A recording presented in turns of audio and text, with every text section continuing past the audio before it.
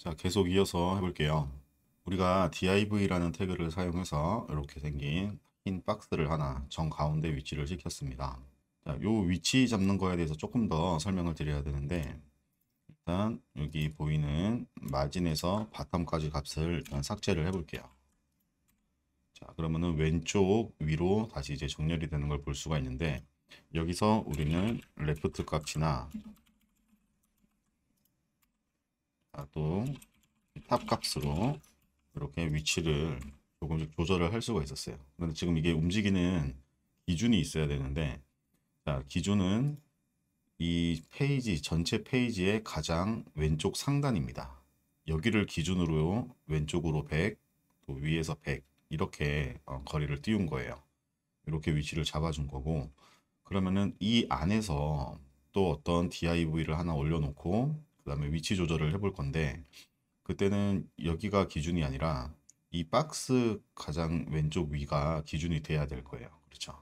그렇지 않으면 요 div는 뭐 100에서 100만큼 요만큼 떨어뜨렸고, 그리고 텍스트가 들어가는 또 어떤 div는 위에서부터 또 다시 계산을 하려면 페이지가 뭐 이동을 하거나 크기가 바뀔 때마다 그 좌표가 달라지기 때문에 이 안에 포함이 된 상태로 같이 움직여 줘야 될 겁니다. 자, 이해가 좀 안 될 수가 있는데 바로 실습을 해보도록 하겠습니다.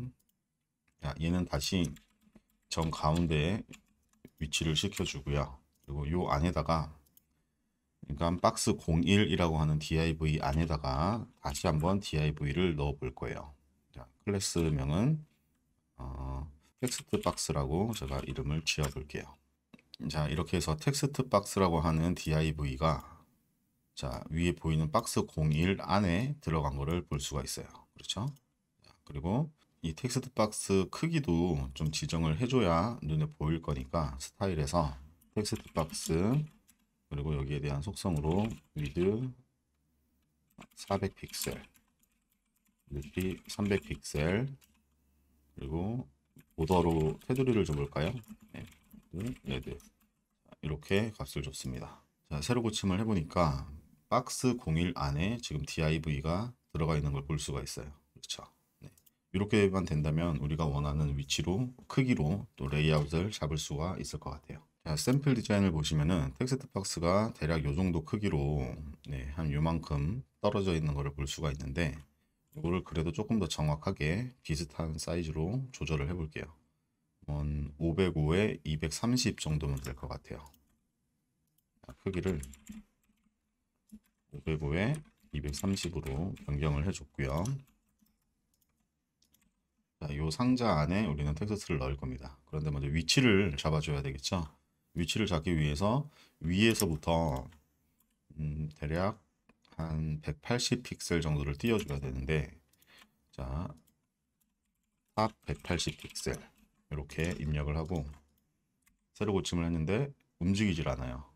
왜 움직이지 않냐면 이 div, 그러니까 텍스트 박스라는 이 div 포지션이 위에 거는 앱솔루트로 설정이 되어 있는데 얘는 그렇지가 않아서 네, 탑이나 레프트 같은 값을 줄 수가 없는 겁니다. 자, 여기도 포지션 앱솔루트 이렇게 값을 하나 더 추가를 하고 새로 고침을 해보면, 이 박스는 아까 전에 실습을 했을 때 위에서부터, 그러니까 이 전체 화면 왼쪽 위에서부터 기준을 잡아서 이동을 하는 걸 알 수가 있었는데, 지금 div 안에 포함을 시켜 놓고 나니까 예, 기준이 여기에서부터 180 픽셀이 떨어진 걸 볼 수가 있죠. 자, 왼쪽도 한번 띄워 볼게요. 왼쪽은 한 60 픽셀 정도 주면 될 것 같아요. 레프트 60 픽셀. 자, 이렇게 줬고요. 새로 고침을 해보니까 대충 원하는 위치에 지금 텍스트 박스를 네, 위치를 시켜줬습니다. 이 안에 이제 우리가 텍스트를 넣기만 하면 되는 거죠. 요거는 여러 번 연습을 한번 해보세요. 텍스트 박스라고 저는 이름을 줘서 div를 하나 추가를 했는데, 요거뿐만 아니라 뭐 또 다른 div에 뭐 이름을 줘서 원하는 위치로, 뭐 예를 들어서 이쪽에 위치를 시켜본다든지, 아니면은 로고가 들어가는 이 부분을 한번 실습을 해보는 것도 좋을 것 같아요. 로고 위치 한번 같이 잡아 볼게요. 마찬가지로 로고도 이 박스 01이라는 div 안에 포함이 될 거기 때문에, 자, 그 안에다가 로고라고 하는 div 하나 만들었습니다. 자, 그리고 위에 로고 클래스를 적어주고요. 그 다음에 뭐 똑같겠죠. with 8 가로와 세로의 값들이 이제 필요한데 대충 크기를 보면 뭐 한 60, 네, 60에 60 정도로 잡아도 될 것 같네요. 자, 60픽셀, 궤도도 60픽셀. 그리고 얘는 백그라운드로 넣어둘까요? 백그라운드 컬러는 자, 비주얼 스튜디오 코드에서는 이렇게 색상 관련된 이런 것들을 바로 제공을 해주니까 이 중에서 뭐 일단 비슷한 색깔로 한번 넣어볼게요. 자, 그린으로 넣어줬고요. 새로 고침을 해보면 네, 요 위치에 이제 우리가 로고 이미지를 넣어주면 되는 거죠. 근데 마찬가지로 얘도 위치를 잡아줘야 되기 때문에 포지션을 앱솔루트로 만들고 레프트랑 탑 값이 필요하겠죠. 레프트는 뭐 밑에 있는 애랑 뭐 같은 간격을 띄워주면 될 것 같아요. 밑에 있는 애가 지금 레프트 60이니까 얘도 60으로 주고 탑도 60픽셀 이렇게 해줬습니다. 새로 고침을 해보니까 네, 요 위치에 이제 로고만 들어가면 될 것 같죠. 네, 그 전에 이제 텍스트를 먼저 우리가 삽입을 해볼 건데 텍스트에 관련된 스타일도 여러 가지가 있어요. 자, 일단은 스타일 없이 한번 입력을 해보도록 할게요. 텍스트는 마찬가지로 요 div 박스, 예, 텍스트 박스라고 하는 요 안에 입력을 해야 되겠죠. 자, 첫 번째 요 줄을 제가 복사를 해서 넣었습니다. 자, 새로 고침을 하니까 네, 텍스트가 일단은 원하는 박스 안에 들어간 것까지 확인이 됐어요. 그리고 다음 텍스트도 복사를 해서 이렇게 입력을 해줬어요. 새로 고침을 해보니까 에디터 상에서는 엔터로 줄바꿈을 했는데 네, 화면에서는 한 줄로 그냥 표시가 되는 게 있죠.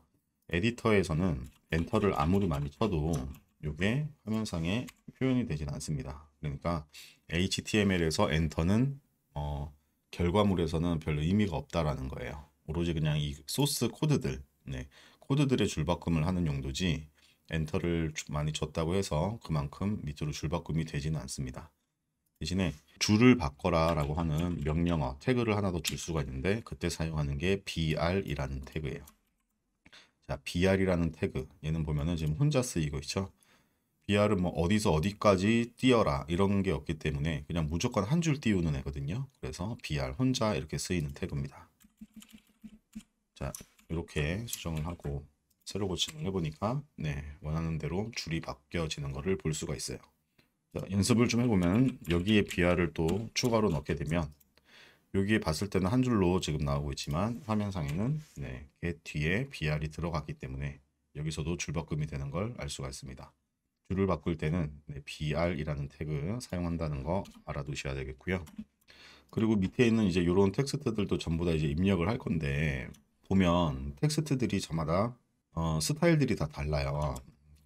지금 보면은 그냥 텍스트가 들어가 있는 거라서 여기다가 어떻게 스타일을 줄 수가 없거든요. 스타일은 말씀드렸듯이 태그 안에 네, 태그 이 뒷부분에 이런 식으로 이름을 줘서 우리는 지금 스타일을 주고 있는데 이 텍스트 같은 경우에는 클래스를 지금 줄 수가 없는 상태죠.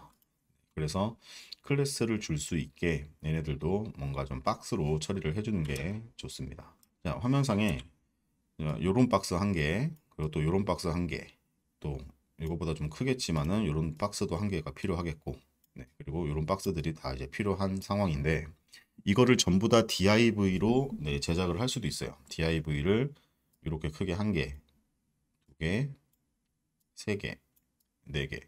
이런 식으로 div를 뭐 각각 제작을 해서 간격을 띄워주는 방식도 있는데 요거는 어찌 보면은 커다란 네모 상자들의 리스트라고 볼 수도 있거든요. 자, 하나, 둘, 셋, 넷 이런 식으로 박스가 밑으로 쭈루룩 이렇게 리스트 처리가 되면은 뭐 이런 화면을 구현을 할 수가 있어요. 그래서 div 대신에 거의 뭐 용도는 비슷하지만 사용할 수 있는 태그가 하나가 있는데 바로 리스트 네, li라고 하는 태그가 있습니다. li는 기본적으로 자 한번 보여드릴게요. ul이라는 태그 안에 그리고 li라는 태그로 이런 식으로 들어갑니다. UL에서 UL이라는 요 영역 안에 그리고 그 안에 LI라고 하는 이런 상자들을 넣어준다 생각을 하시면 돼요. 자, 지금은 우리가 상자가 총 4개가 들어갈 거기 때문에 이런 식으로 처리를 해주게 되는 거고요. 이게 DIV랑 비교해서 이런 화면을 구성을 하는 데 있어서 DIV랑 비교해서 뭐가 더 나은지 이거는 작업을 끝내놓고 나면은 알 수가 있을 거예요. 자, 여기에 다시 이제 제가 텍스트를 입력을 해볼게요. 자, 첫 번째 LI, 첫 번째 리스트 박스에다가는 이렇게 첫 줄 내용을 적어줬고요. 그리고 두 번째는 이거보다 좀 더 큰 타이틀이 되겠네요. 그리고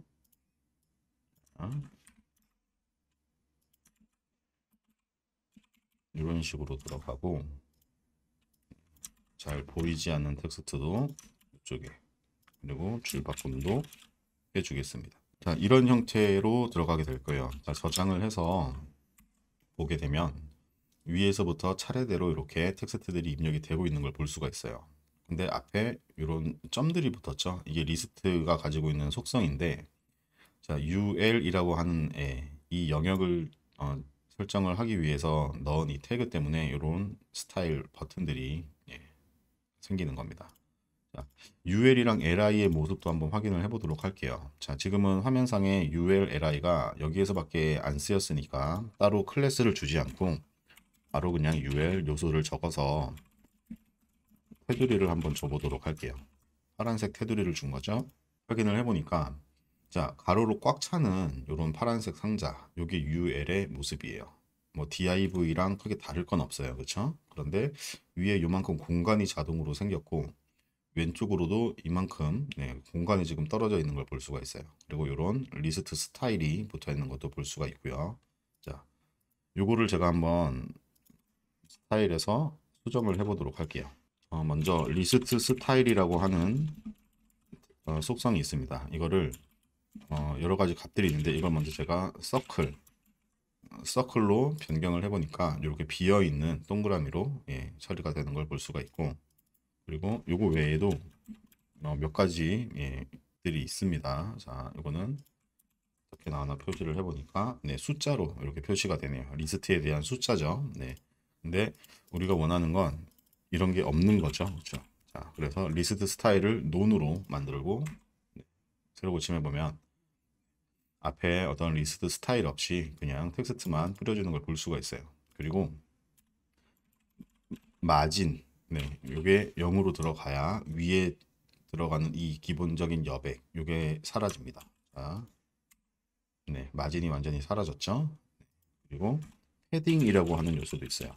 마진과 패딩이 앞으로도 좀 많이 쓰일 스타일의 속성 값인데, 마진은 제가 말씀드렸듯이 요 파란색 박스 기준으로 보자면 이거의 외부에 대한 여백이에요. 지금은 마진이 0이기 때문에 뭐 공간이 없는 거죠. 이거를 조금 수정을 해서 마진을 제가 10픽셀로 둬볼게요.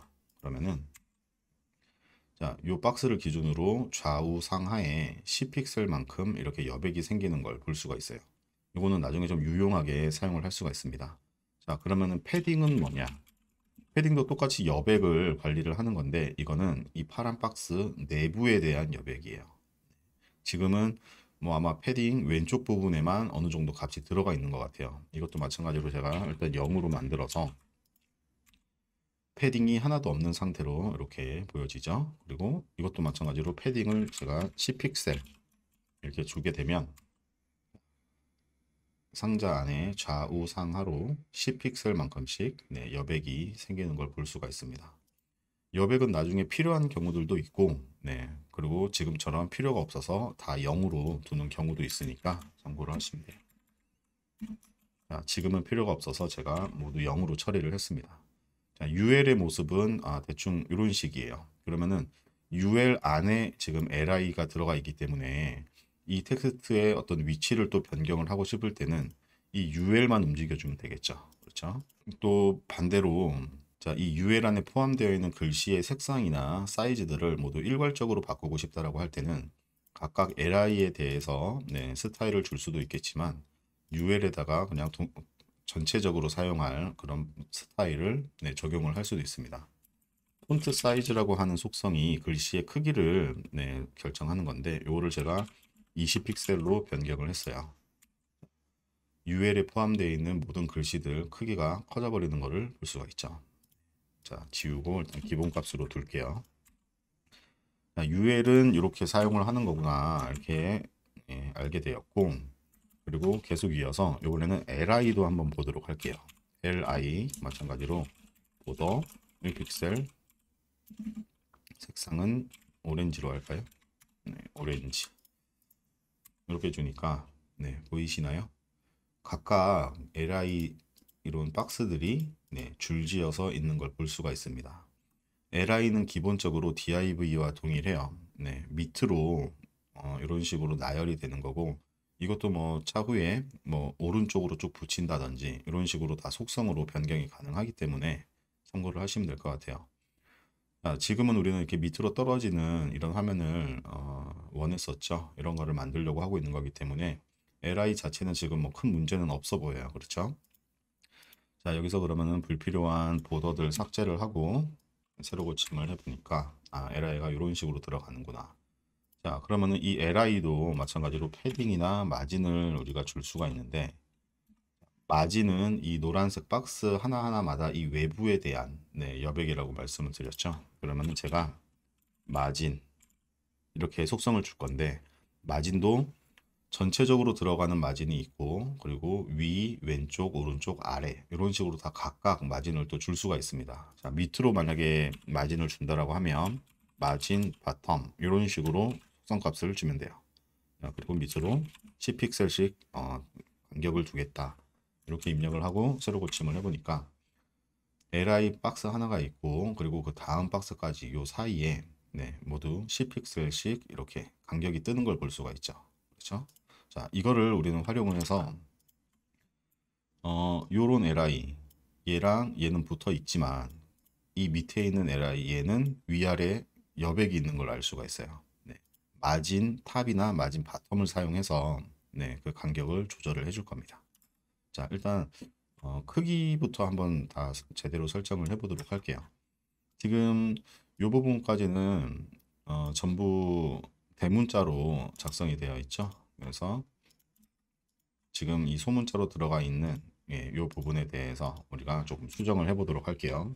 자, LI에 텍스트 트랜스폼이라고 하는 또 다른 속성이 하나 나왔어요. 그리고 여기에 값을 제가 어퍼케이스 대문자 이렇게 입력을 하니까 LI 안에 들어가 있는 모든 문자들이 대문자로 바뀐 걸 볼 수가 있습니다.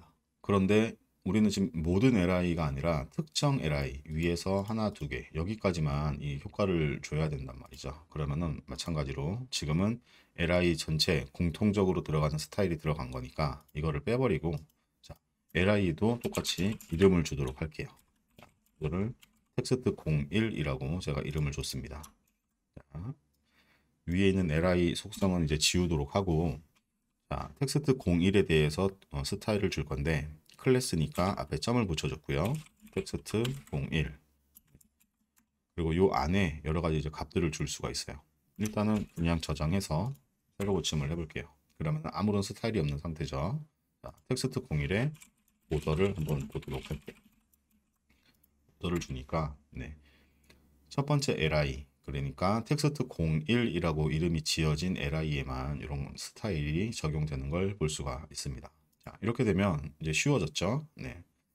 여기에 필요한 속성들은 아까 적었던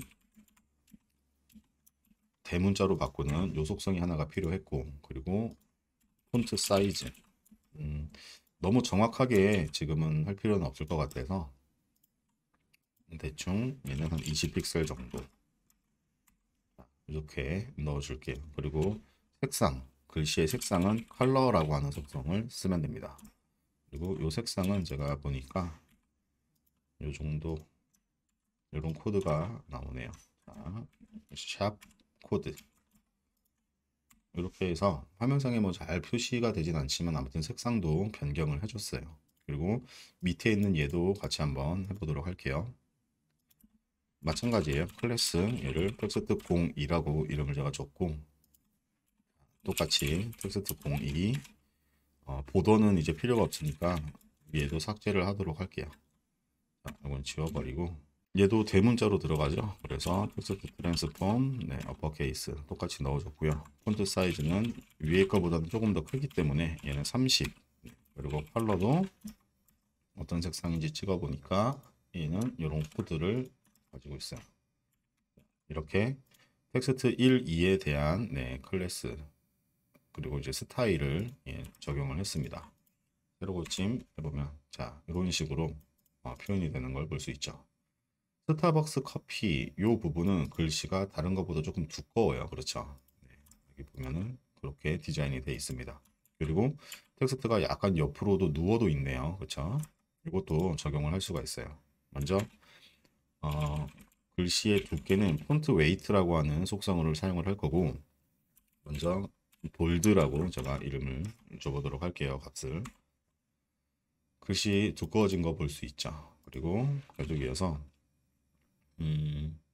폰트 스타일 이라고 하는 또 속성이 있는데 여기서 이탈릭을 선택을 해주시면 옆으로 이렇게 눕는 텍스트를 작성을 할 수도 있습니다.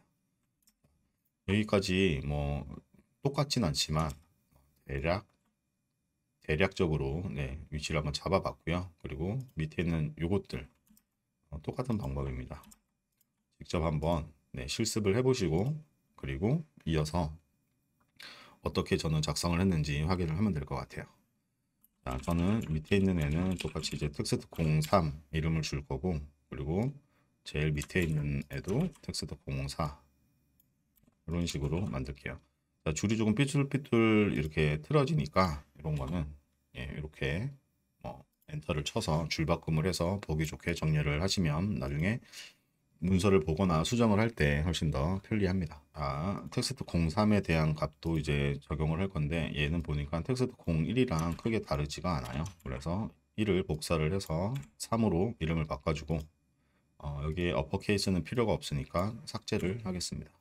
세로 고침 해보니까 글씨가 조금 커졌어요. 이 정도면 된 것 같고 그리고 얘는 위아래 여백이 필요하죠. 그렇죠. 마진 탑 한 20 정도 그리고 마진 바텀도 20 정도 이렇게 해서 위아래 여백을 주게 됐습니다. 그리고 밑에 있는 요것만 처리를 하면 될 것 같아요.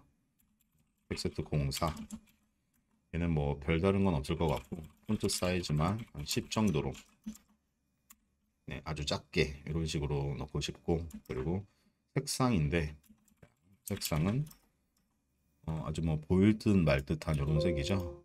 찍어보니까 대충 이런 색인 것 같아요. 색을 줬습니다. 화면상에 잘 보이지는 않지만 그냥 디자인 요소로서 사용을 하는 거니까 이렇게 마무리를 할 수가 있을 것 같아요. 자 그러면은 우리가 만들려고 하는 거랑 위치나 크기는 뭐 비슷하게 잡았는데 지금 글씨를 보면 얘는 아주 얇은 어떤 폰트를 사용을 하고 있고 얘는 또 똑같은 폰트인데 좀 두껍고 얘는 또 훨씬 더 크면서 이런 스타일들이 전부 다 좀 다르게 들어가 있어요. 근데 지금 우리가 사용하는 기본 폰트는 뭔가 촌스럽죠. 약간 좀 후져 보이는 그런 폰트들로 사용이 되고 있어요.